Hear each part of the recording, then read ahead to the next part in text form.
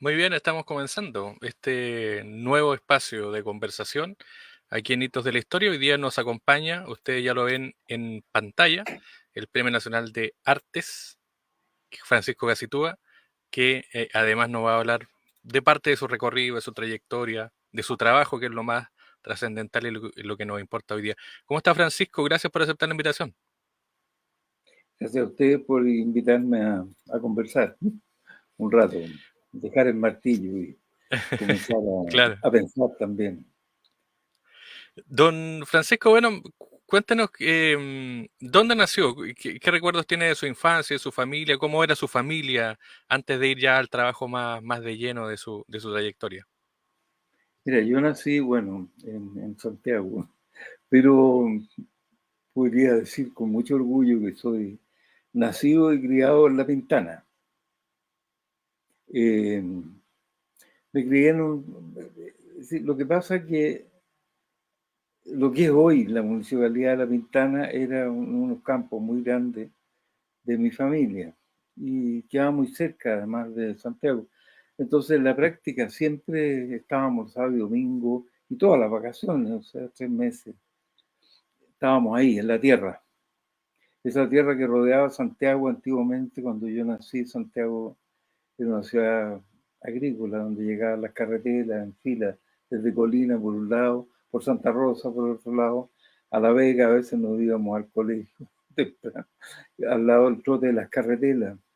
Eh, y no es que sea tan viejo, yo creo que este país cambió de ser un país agrícola hace 40 años a lo que es ahora, que es país industrial, en fin, y metido en estas redes, todo ese asunto. Así que, bueno, lo fundamental es que en el campo, en la tierra, lo aprendí todo. Aprendí a ser feliz en primer lugar. Aprendí a conocer cada árbol, cada piedra, el agua que venía, ¿no es cierto?, por el río Maipo, por estos canales maravillosos, antiguos, que regaban todo este valle central, impresionante. Entonces, de ahí nunca pude salir. La verdad que si me fui, nunca me fui, verdaderamente. La tierra. La tierra que, la tierra, las piedras, las montañas que estábamos mirando, que llevábamos animales acá qué sé yo, a los campos de montaña, arreábamos, en fin, cuando chico era una cosa maravillosa. Llevábamos a la Feria de Puente Alto, que era un pueblito en esa época, ganado la paja del trigo, la papelera, que estaba empezando en esa época. Entonces, un mundo donde uno sabía lo fundamental. ¿De dónde viene dónde, de qué lado viene la lluvia? ¿De dónde viene el agua? Una cosa fundamental. ¿De cuál es la energía verdadera de un ser humano? Que sabe, ¿no es cierto?, que si planta el trigo para la Navidad lo va a poder cosechar y ahí va a hacer el pan. Un mundo donde no se compraba ni se vendía nada, básicamente. Había que hacerlo todo con las manos y con la inteligencia y con una ternura maravillosa también que estaba asociada al crecimiento de los animales y las plantas. Uno es uno más, es decir, y de ahí nunca ha podido salir esto que el hombre se adueña de la naturaleza y cree que eso es la mentira más horrible en la cual tienen que vivir los pobres jóvenes de hoy. Uno es apenas uno más en la naturaleza, en este paisaje maravilloso, bellísimo de este país. La belleza nos rodea por todas partes. Y hoy día yo vivo también en la punta de una montaña, en una cantera. Logré mi sueño, gracias a una infancia en lugares donde fui feliz. Y bueno, hay que decir que esa infancia entonces se trasladó luego a elegir lo que se podía estudiar o lo que estudió finalmente. ¿En qué momento decide iniciar estudios? ¿Por qué tal universidad? O cuáles eran los sueños de esa juventud y qué estudiar? Bueno, fuimos la juventud que durante 3 años le ganamos al peso de la noche. Produjimos una catástrofe económica, un montón de cosas y una represión espantosa. Pero yo creo que había un sueño, hay una utopía fantástica. La universidad en que yo participé era una universidad gratuita, la Universidad de Chile, la Católica también estudié filosofía ahí, y después en la Chile, en la Facultad de Arte. Era una universidad gratuita. Y el lema fundamental de esas universidades era que, como eran gratis, los alumnos y los futuros profesionales tenían que devolverle al pueblo de Chile todo lo que había hecho por ellos. O sea, había un deber, ¿no es cierto?, de, de devolver, yo diría, uno se transformaba en un servidor. Y eso se notaba en la política, en muchas cosas. Bueno, y en el arte es el servicio gratuito más gratuito. ¿Mm? Precioso, es una maravilla, pero hay una gratuidad de devolver, ¿no es cierto?, el servicio que le hace el pueblo de Chile, un pueblo muy pobre en esa época, de habernos educado. Y entonces la universidad estaba centrada en eso, la extensión era fundamental. Después me tocó, ¿no es cierto?, participar en las Casas de la Cultura, en la Casa de la Cultura del Teniente. Todas las universidades en esa época se volcaron hacia, yo diría, hacia la alfabetización, hacia las necesidades básicas de, del pueblo de Chile. Bueno, tuve la suerte de tener maestros fantásticos en la Universidad de Chile, especialmente. Podría nombrar algunos, ¿no es cierto? Marta Colvin, de quien yo fui profesor ayudante en la universidad, Lili Gará, Félix Samuel Román. Todos ellos venían de una tradición también de servicio, venían de los estatuarios. Los estatuarios están vilipendiados por el arte abstracto. Ahora estamos volviendo a una actitud estatuaria, a hacer un arte que todo el mundo entiende, en fin, eso es otro capítulo. Pero ellos venían de una tradición que habían fundado 100 años antes que ellos, ¿no es cierto? Nicanor Plaza, Virginio Arias.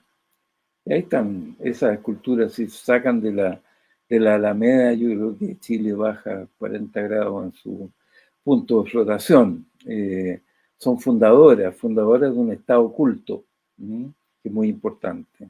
Y de alguna manera nos ponen en una perspectiva, a mí personalmente, de estar en la calle con mi escultura. Mi lema ha sido toda la vida, la escultura está en la calle o no está nomás. Es un arte público, como el cine, ¿no es cierto? Tiene que ser un acto para todo espectador y que se adecúa que es un diálogo, se adecúa a quien recibe la palabra. Y esa palabra, el mejor lugar que la damos es en la calle. Y en ese sentido hay, bueno, viene los estudios, viene la universidad. ¿Y qué pasa con usted luego, a propósito de los 50 años del golpe? ¿Qué ocurre con Francisco Gacitúa luego del golpe de Estado? Uh, bueno, me tuvieron guardado harto tiempo con arrestos domiciliares. Pasé por todo lo que...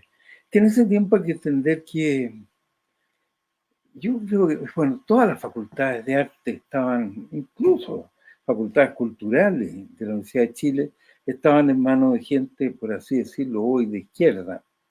Éramos todos de izquierda. Neruda llegaba a tomarse un tecito al café de la Escuela de Bellas Artes, actual Palacio de Bellas Artes. Era normal ver a los poetas, ver a todo el mundo ahí. Entonces, bueno, pues fuimos todos, si no comunistas, por lo menos socialistas y metidos en este proyecto que vimos en algún momento como una luz, una salvación muy importante para Chile, sin darnos cuenta que éramos la palta del sándwich de la Guerra Fría. Si lo hubiéramos sabido con claridad, yo creo que hubiéramos actuado de otra manera. Pero en fin, yo creo que lo importante ahí fue haber estado al lado del 99% de la gente ignorante, pobre, campesina, que se venía a la ciudad, vivía en poblaciones callampas, que me tocó a mí por razones de arte, digamos, hacíamos, qué sé yo, ¿no es cierto?, enseñábamos, y nos dábamos cuenta que había un zanjón donde se depositaba todo, no tenían alcantarillado, no tenían agua, etcétera. Entonces, bueno, obviamente que todo eso paró, ¿no es cierto? La Guerra Fría se jugó en Chile y fuimos a dar, todos los idealistas fuimos a dar a los campos de concentración.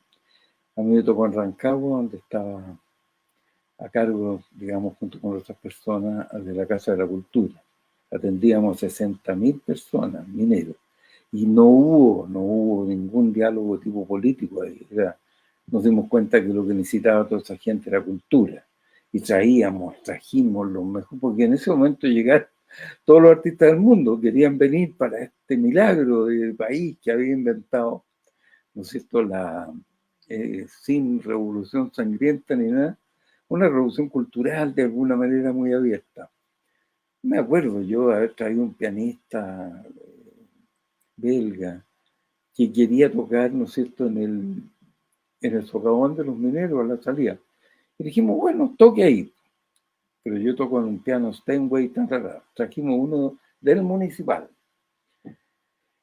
Y a la salida de Frac con el piano, fue un enredo, la cuestión del piano duró 4 días, el traslado, que además hubo que afinar, lo que sé yo. Vienen lo que se llamaban los jaulazos, salían los mineros, salían 200, 400 mineros que bajaban de la mina a tomar los buses y se encuentran con este señor, ¿no es cierto?, con un vestido negro, con frac, y los viejos, ¿qué está haciendo este señor aquí? ¿Qué pretende con nosotros? Le dijimos, escuchen un rato música clásica. Y partió con los nocturnos de Chopin. Parte con ese para ti, ti, ti, ti, para piripa, sigue. Y se empieza a producir un silencio como no lo escuchaba nunca en mi vida. Tuvieron 2 horas, se perdieron los buses, los turnos, todo. Y este señor tocando ahí, era cultura maravillosa. Chopin metido a 500 metros bajo el Cerro Negro de Sube, sonando. En fin, pasó que después, ¿no es cierto?, me tuvieron 4 años con arresto domiciliario y qué sé yo. Eh, Pedí al Consejo Británico una beca para trabajar acá, un grant, pero me dijeron no. Las becas del Consejo Británico en arte las da Su Majestad la Reina de Inglaterra. Así que usted tiene que irse para allá. Me fui. Y caí sin saber leer ni escribir en la mejor escuela, era la vanguardia de la escultura, St. Martin's School of Arts. Y estuve 8 años ahí, 1 año como alumno, y después me hicieron profesor inmediatamente. Fue una cosa muy extraordinaria porque ahí estaban, ¿no es cierto?, los discípulos de Henry Moore, la flor y nata de la escultura mundial. En ese momento Inglaterra era un centro porque después de la guerra quedaron 2 escuelas, quedó la de Nueva York y quedó, ¿no es cierto?, Londres como un gran centro cultural. Y me tocó estar ahí y tengo los mejores recuerdos de esa gente, locales, eran artistas locales, tal como yo lo he sido después en Chile, unos 40 años, porque me vine. He sido un artista local. Anthony Caro, por ejemplo, mi querido maestro y amigo, trabajaba con los materiales que se iba desarmando del puerto de Londres. Otros, como por ejemplo Philip King, o en toda la generación que viene un poco después, con el color. Y con el color se pintó todas las estaciones de tren, en general, a ejemplo de esa investigación escultórica con el color. Color in Sculpture se llamaba. Se empezaron a pintar todas las estaciones de tren que eran metalúrgicas, preciosas, el trabajo que, bueno, la revolución industrial produjo el ferrocarril en Gran Bretaña, y es muy lindo eso, se pintó prácticamente todo. O sea, hubo un rebalse de la cultura y la escultura hacia la vida diaria de la gente de Londres.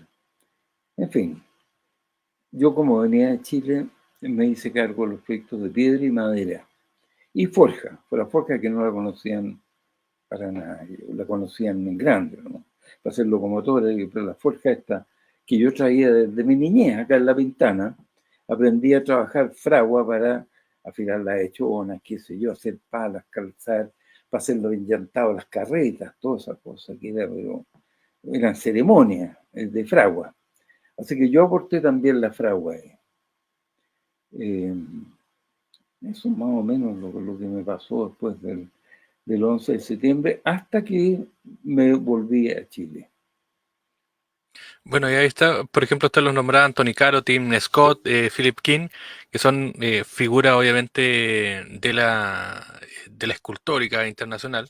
Em, y cómo veía usted a Chile, por ejemplo, en esos momentos que estaba en Inglaterra? Porque estaba trabajando, estaba creando, pero también me imagino que había una añoranza, a usted que le gusta el campo y todo la naturaleza, me imagino que había una añoranza de esa tierra por volver, por transformar también. Claro. No, eso está claro. Sí. Eh, no hay artista, no existe ningún artista que hable de cosas que no sabe. Por último, se las puede aprender, pero no hay un artista que hable de algo que no ame. Y mi historia es que nunca me pude ir de acá. Yo conocía estas montañas de acá, toda esta historia, las piedras maravillosas que había aprendido a trabajar en la facultad cuando Samuel Román, un maravilloso escultor, campesino de alma, él me enseñó a trabajar las piedras con los canteros, las maderas, estas maderas nuestras que están vivas, ¿no es cierto? Que no son las maderas europeas, que son como en general del norte de Europa, que son bosques. Las maderas nuestras de los cerros tienen gesto, crecen buscando la luz entre medio de otras, con la sequía. En fin, la historia es que conversándolo mucho con ellos y estando, ya estaba yo exponiendo en la Tate Gallery, estaba al tope con la galería y todo el cuento. De repente, para seguir mi investigación, esta cosa de la materia, que el cuento mío en escultura, o sea, creo que una vil soldadura no junta dos elementos, así como una vil palabra no junta dos partes de un verso. Hay que hacer que todo el verso entero eh, busque el párrafo que viene. Y para esto hay que hacerlo con materia.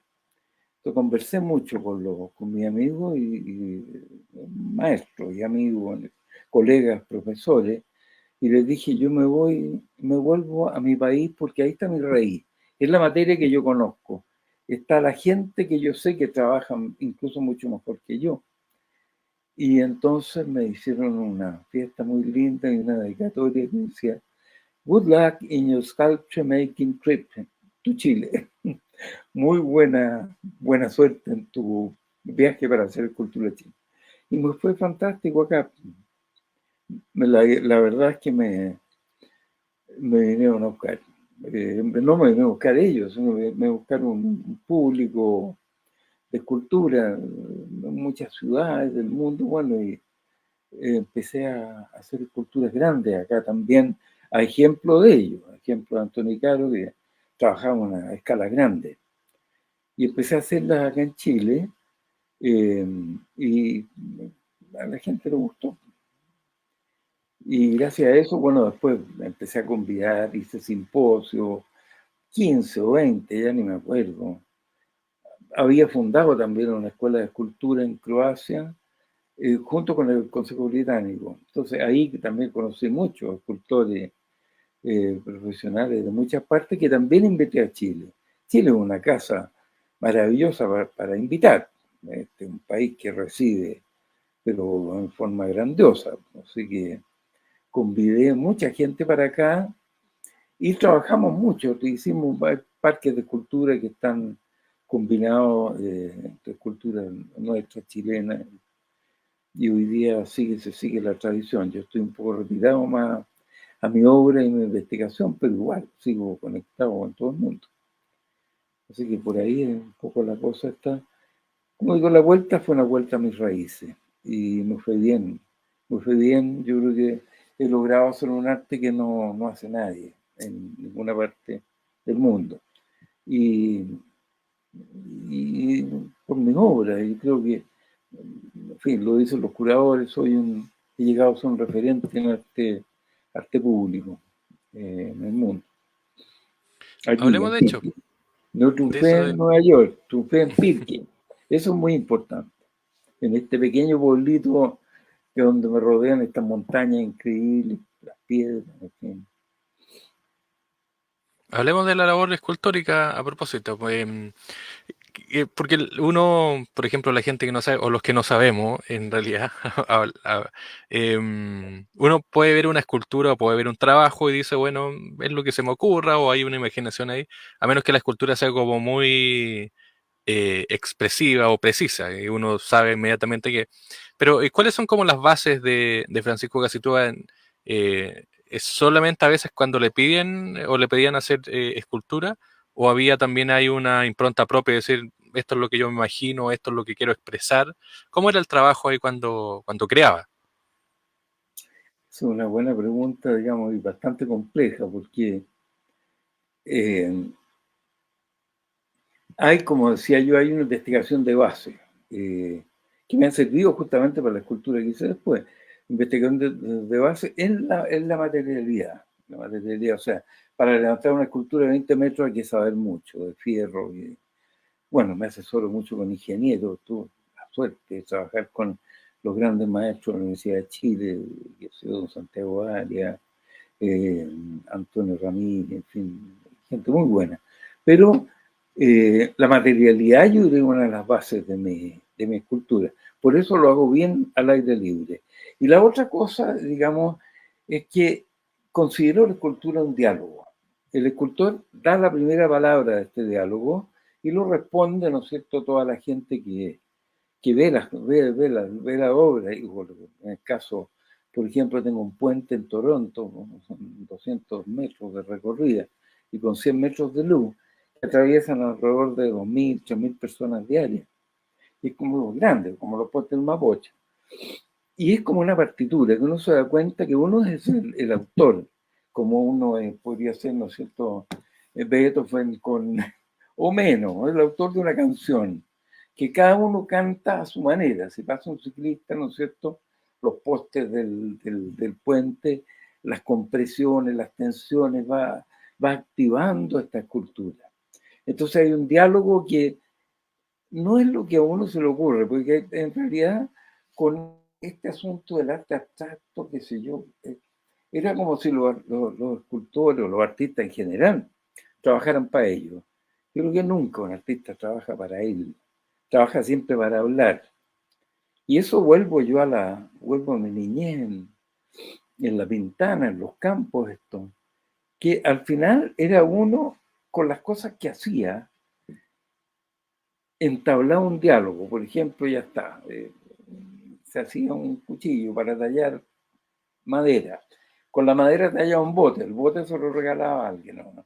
Y uno se da cuenta que lo querían porque uno hacía bote, porque había un diálogo. Entregar un objeto es como cuando un poeta entrega una palabra. Es muy serio esto, ¿no? Y un objeto absolutamente creado no desde la nada, porque hay madera, ¿no es cierto? Pero es un objeto que no tendría por qué existir. Esa es la escultura, pero existe como la primera palabra de un diálogo. Entonces, bueno, diálogo, lo van a ver, espero que les guste. Es la última gran escultura de 20 metros que está instalada en la Villa Olímpica, en Cerrillo, y que se trata un poco de lo siguiente, la imagen de esa, ya va a estar en todas partes la inauguración, ahí se van a hacer la entrevista, los no sé cuántos, 3.000, 10.000 atletas. Y la idea es la siguiente, y aquí entramos en el diálogo.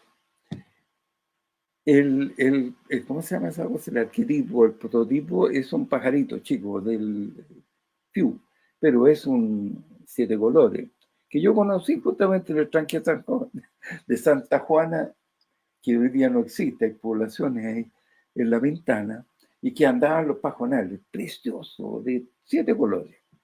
Entonces hice la idea, saqué una plumita, digamos, simbólicamente, y la agrandé a 20 metros.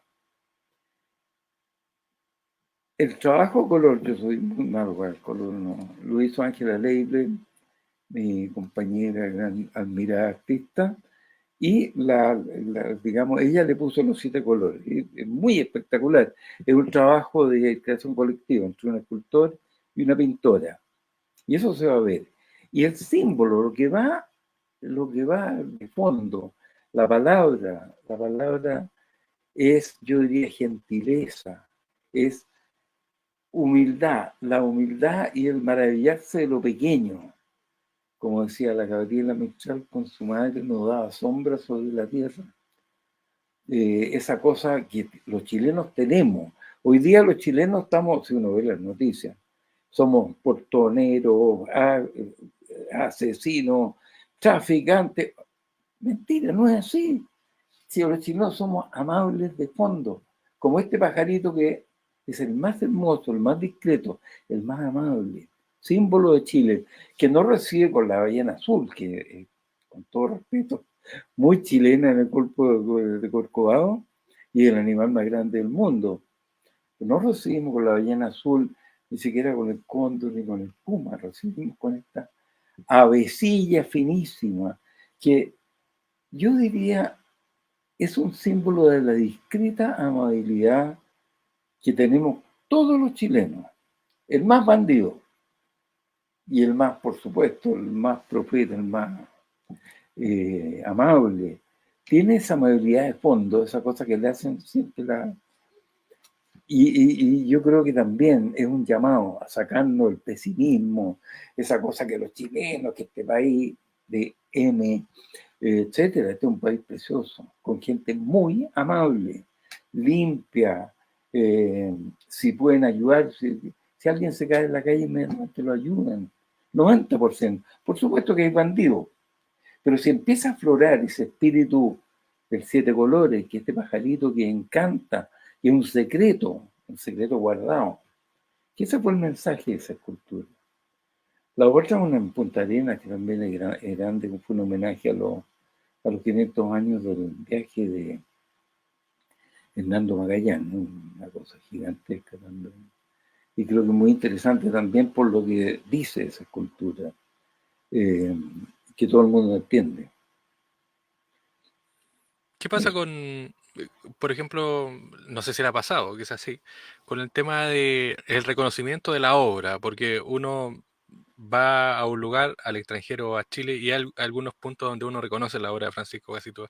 ¿Qué le parece cuando la gente reconoce la obra y cuando la obra se vuelve icónica de los lugares? Por ejemplo, no sé, el puente que usted decía, otro, o lo de Magallanes, que ya son parte icónica de los lugares. ¿Cómo toma eso el autor o el creador de una obra?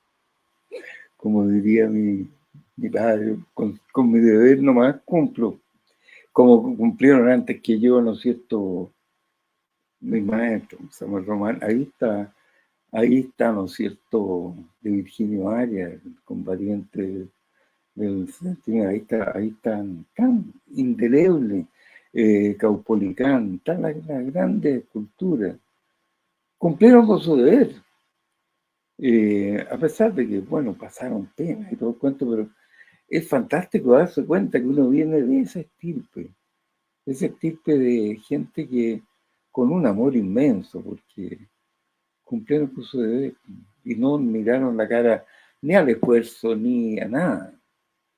Eh, y claro, no hay nada peor que cuando los artistas en general se los comen los méritos. Ese yo ya hice mérito, entonces yo ahora soy una vaca sagrada. Mentira, yo estoy empezando. Voy a cumplir 80 y espero en los próximos años hacer mis mejores cosas. No sé si grande o chica, pero tengo un mundo a investigar para preguntas. Entre más trabaja uno, más preguntas se le abren. Y a propósito de las preguntas y también de los reconocimientos, quizá en Chile uno de los premios más importantes o el más importante es el Premio Nacional. ¿Qué significa para Francisco Gacito hacer Premio Nacional en lo interno y también en el reconocimiento o masificación aún mayor de su trabajo? ¿Cómo recoge ese premio? Sí. Eh, Mira, objetivamente hay que reconocer que el Premio Nacional es el único mérito que un chileno, es el único título de nobleza que otorga esta democracia. En otros países, todos mis amigos, el Tim Scott, todos son Sir, el que menos es Sir. Eh, Aquí, sin serlo, el hecho de tener un premio nacional es el único, porque el resto tú puedes ser presidente de la República, todo el mundo, la mitad de Chile te odia, o qué sé yo, ¿te fijas? Pero los premios nacionales son cosas que se ganan, son reconocimientos que se ganan con una vida entera de trabajo. Entonces, eso yo creo que es lo primero que hay que decir. Ahora, si tú me preguntas seriamente, cuando me estoy quedando dormido, cuando estoy trabajando en el taller, no significa nada. Nada. Tengo un mundo para adelante que investigar y si empiezo a preocuparme y a colgarme títulos, se transforma en esos artistas que lo único que tienen en su taller son fotos de ellos mismos con el presidente, con qué sé yo. Yo tengo ni fotos mías, nada. Algunos libros por ahí que no. Pero no significa nada. Es ¿cómo se llama? Un incentivo para seguir trabajando, diría yo. Y hoy día, por último, Francisco, ¿en qué está? Usted nos decía, trabajando, pero ¿cuáles las ideas medulares de su trabajo? ¿Qué es lo que está en el centro de su trabajo hoy día? Mira, me levanto todos los días a las 7 de la mañana, estoy en el taller a las 8, trabajo hasta la 1, de la 1 a las 2:30 más o menos, almuerzo y después hasta las 6 de la tarde, todos los días. Ahora, es muy difícil para uno decirlo, yo creo que ni los poetas son capaces de decir cuál es el meollo de su trabajo, cuál es el corazón de su trabajo. Yo creo que uno trabaja, fíjate que yo hablo siempre cuando son los famosos temas. Y ahí, bueno, yo soy, no es que sea creyente, yo vivo rodeado de un mundo natural y no es que crea en Dios, digo, está aquí, está como aquí en la entrevista, está. Entonces le digo, cuando de repente se me empieza, le digo, bueno, ¿y qué pasa para adelante? Ya, pues le digo, mándame una peguita. Así que, y me la manda, y me manda una pega increíble. Pero es más que eso, yo creo que es como las preguntas se van acumulando y cómo uno las va resolviendo. Es muy misterioso, no hay nada más misterioso que la escultura. Fíjate que la escultura nace en el taller de nosotros que somos autistas, ahora estoy hablando yo, pero no hablo nunca, porque paso 12 horas diarias sin hablar con nadie, sonando el martillo, qué sé yo. Y después salimos al espacio público y somos, bueno, antiguamente en las procesiones, que era el centro, se hacía el santo. ¿Por quién lo hacía el santo? Un autista, que era un escultor. Se demoraba un año en silencio haciendo y después la procesión, el centro, el santo. El escultor es el presente en cuanto ausente. Uno está ausente, pero eso es más o menos. Muy bien, pues. Francisco Cositúa, Premio Nacional de Arte, escultor obviamente muy, muy conocido. Le quiero agradecer y obviamente, bueno, destacar e invitar a la gente que nos está viendo, escuchando a visualizar las obras que son tan importantes de Francisco Cositúa. Francisco, un abrazo, gracias por el tiempo. Oye, gracias por difundir la cultura.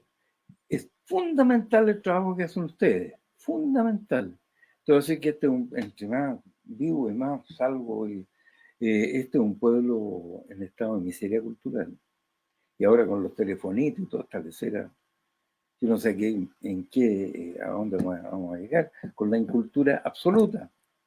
Entonces, gracias a ustedes que hacen de la cultura algo entretenido, te fijas, lo comunican.